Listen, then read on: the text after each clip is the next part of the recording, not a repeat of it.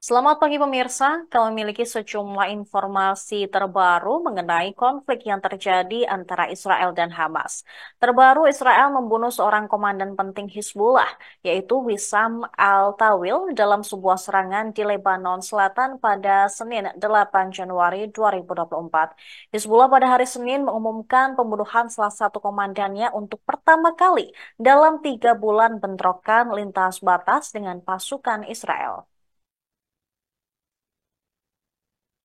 Setelah pembunuhan tersebut, sirine peringatan serangan roket diaktifkan di seluruh Israel Utara di sepanjang perbatasan dengan Lebanon.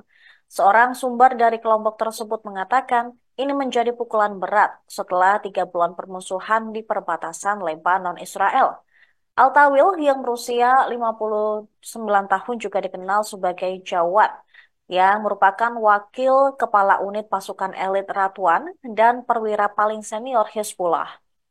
Kantor berita nasional milik pemerintahan Lebanon melaporkan bahwa serangan itu dilakukan oleh pesawat tak berawak Israel sekira pukul 10.15 pagi di jalan menuju Al-Dabsah di kota Kirbet Salm di distrik Bin Jebil. Selain Al-Tawil, serangan ini juga menewaskan 2 orang lainnya. Dia dan pejuang Hizbullah lainnya tersebut tewas ketika mobil yang mereka tumpangi ditabrak di desa Matjal Selm sekitar 6 kilometer dari perbatasan. Sumber senior di Lebanon menambahkan bahwa Al-Tawil memainkan peran utama dalam mengarahkan operasinya di selatan.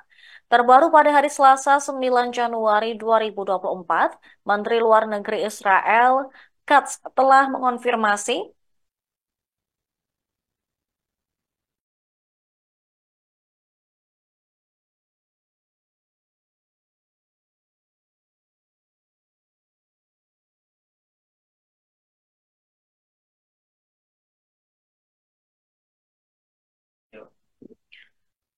Terbaru pada hari Selasa 9 Januari 2024, Menteri Luar Negeri Israel Katz telah mengonfirmasi bahwa Israel berada di balik pembunuhan Komandan Hizbullah Wissam Hassan Al-Tawil sebagaimana telah diumumkan oleh kelompok militan tersebut. Mengutip berita Israel Ynet, Katz mengatakan ini sebagai bagian dari perang mereka menyerang Hizbullah, infrastruktur, dan sistem yang mereka tempatkan untuk menghalangi Israel. Hizbullah sendiri telah kehilangan lebih dari 130 pejuang dalam serangan Israel di Lebanon Selatan. Dan pembunuhan Al-Tawil semakin menimbulkan kekhawatiran bahwa perang di Gaza akan meluas ke Lebanon dan ke wilayah lainnya.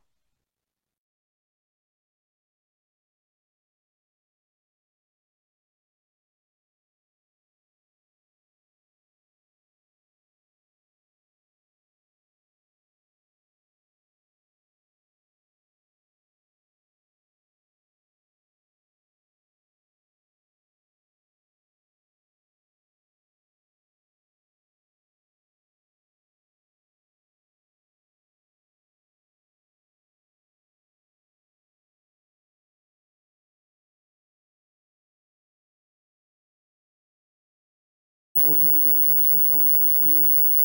بسم الله الرحمن الرحيم. والذين جاهدوا فينا لنهدينهم سبلنا وإن الله لمع المحسنين.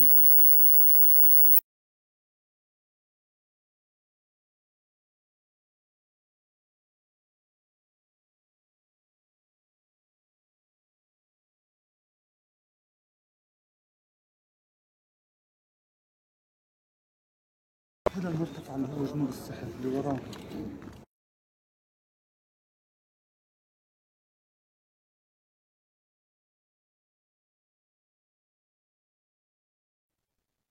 Wissam Al-Tawil, wakil kepala unit Ratwan dan juga seorang pejuang Hizbullah lainnya tewas ketika mobil yang mereka tumpangi ditabrak di sebuah desa Matjal Sam sekitar 6 kilometer dari perbatasan.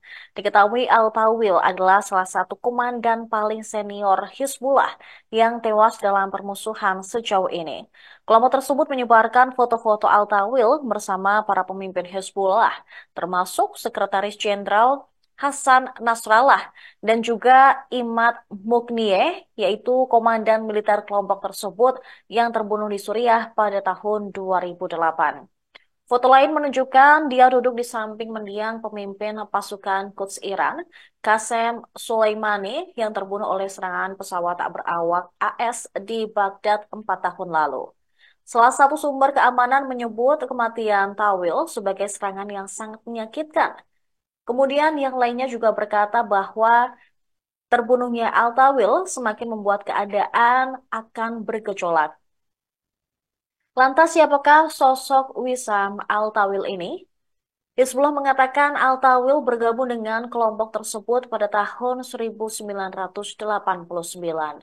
Dia berpartisipasi dalam beberapa operasi kualitatif melawan pasukan Israel selama pendudukan di Lebanon Selatan sebelum tahun 2000 dan mendapatkan luka serius dalam serangan pada tahun 1999. Menurut Hizbullah, Al-Tawil juga merupakan bagian dari operasi yang menangkap 2 tentara Israel pada tahun 2006. Israel membalas dengan melancarkan serangan skala penuh terhadap Hizbullah, yang kemudian dikenal sebagai Perang Lebanon Kedua di Israel dan Perang Juli di Lebanon. Al-Tawil juga berperang di Suriah, di mana kelompok Lebanon bertempur bersama pasukan pemerintah melawan oposisi negara tersebut.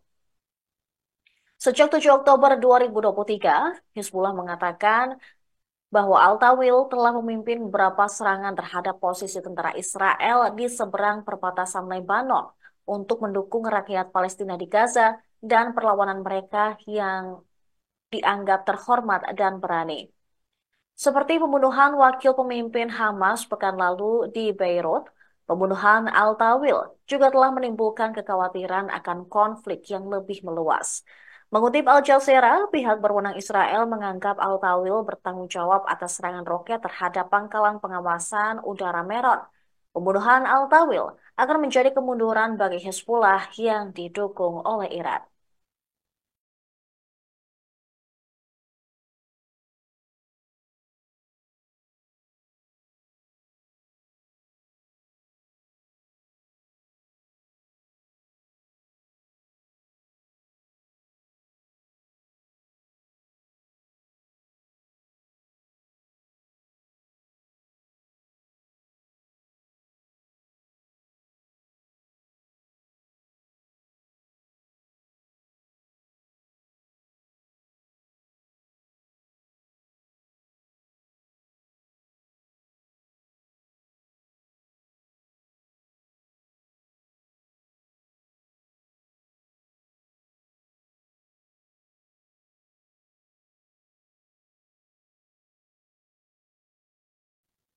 Pemirsa, Menteri Pertahanan Israel Yoav Gallant mengatakan fase ketiga perang di Gaza akan segera dimulai. Gallant menyebut bahwa Israel akan beralih dari manuver perang yang intens ke perang dengan berbagai jenis operasi khusus. Mengutip pemberitaan Wall Street Journal, Menteri Pertahanan Israel ini menyebut fase perang selanjutnya akan lebih lama dan Gallant berjanji akan bahwa Israel tidak akan mengabaikan tujuannya untuk memberantas Hamas atau mengakhiri kehadirannya di Gaza. Israel telah melakukan penarikan terbatas pasukannya di jalur Gaza, menyusul tekanan terus-menerus dari Amerika Serikat untuk mengurangi perang darat dan mengurangi kerugian terhadap warga sipil.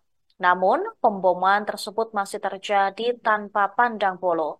Hingga Senin 8 Januari 2024, setidaknya 23.084 warga Palestina tewas dan 58.926 lainnya terluka dalam serangan Israel di Gaza sejak 7 Oktober 2023.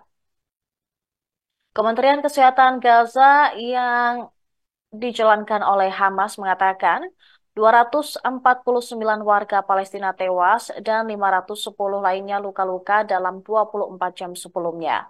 Operasi darat, meski lebih terbatas dibandingkan sebelumnya, masih berlangsung dan kini terfokus di bagian selatan Gaza, di mana tempat sebagian besar penduduknya terdampar setelah mengungsi dari utara dan tempat lainnya.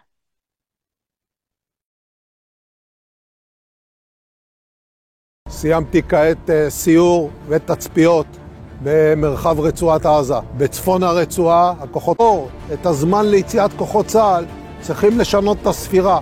הם צריכים להתחיל לספור. עדנו 12 גדודים של חמאס. המשמעות היא שבמקום הזה מבחינה טקטית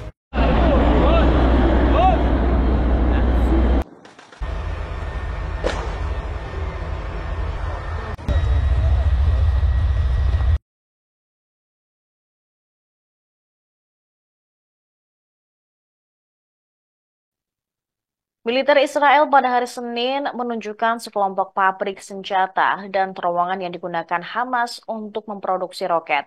Tentara memimpin tur media di kamp pengungsi Bureij di jalur Gaza Tengah. Juru bicara militer Israel Daniel Hagari mengatakan bahwa apa yang tampak seperti pabrik semen dan fasilitas industri lainnya sebenarnya digunakan untuk membuat rudal dan peluru untuk disimpan di dalam lubang yang dalam. Berdasarkan video yang dirilis, dia berdiri di sebuah gubuk besar dengan sinar matahari yang menembus dari celah dinding. Juru bicara militer Daniel Hagari memegang apa yang disebutnya sebagai detonator roket yang mampu mengenai sasaran sejauh 100 km. Ini merupakan jangkauan yang mencakup sebagian besar Israel Tengah dan Selatan. Dia mengatakan kepada awak media di lokasi bahwa pabrik tersebut dibangun di Jalan Salah Aldin, yaitu sebuah rute utama utara ke selatan yang juga digunakan untuk mengangkut bantuan kemanusiaan ke wilayah yang tergabung. Tentara mengatakan dalam sebuah pernyataan yang dikeluarkan bahwa tempat produksi senjata terbesar yang ditemukan sejak awal perang. Beberapa terowongan memiliki kedalaman 30 meter dan terowongan tersebut membentuk jaringan yang menghubungkan pejuang Hamas di seluruh Gaza. Bureij, tepat di selatan kota Gaza, merupakan rumah bagi lebih dari 45.000 orang sebelum perang Israel-Hamas dimulai pada awal Oktober 2023. Menurut data dari Badan PBB untuk Pengungsi Palestina UNRWA, banyak yang melarikan diri dari kekerasan tersebut. Area yang diperlihatkan kepada awak media selama kunjungan media tampak terbengkalai tanpa terlihat adanya warga Palestina. Kemudian terlihat pula bulldozer Israel menabrak landscape yang rusak, mengaduk-aduk tanah di antara bangunan yang rusak parah ketika mereka mencoba meratakan tanah dan mengamankan area tersebut. Daniel Hagari juga mengatakan bahwa hari Sabtu sebelumnya, pasukan Israel telah menghancurkan basis militer Hamas di Gaza Utara dan telah pindah ke wilayah tengah dan selatan. Sementara itu, Perdana Menteri Israel Benyamin Netanyahu bersikeras bahwa perang tidak dapat berakhir sampai militan Hamas tidak lagi menjadi ancaman bagi negaranya. Sementara itu, PBB juga memperingatkan bahwa pertempuran tersebut berisiko menjadikan wilayah ini tidak dapat dihuni kembali.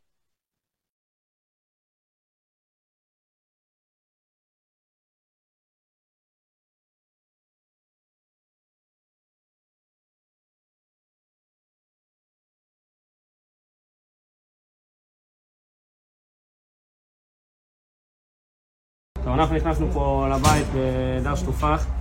בהתקפה מצאנו בו הרבה ממצאים. קודם כל מצאנו מקורות של קלט, שעוד מעט נראה את הקלט. יש פה שתי מערכות צבעים שונים. יש לנו פה, אפשר לראות וסטים.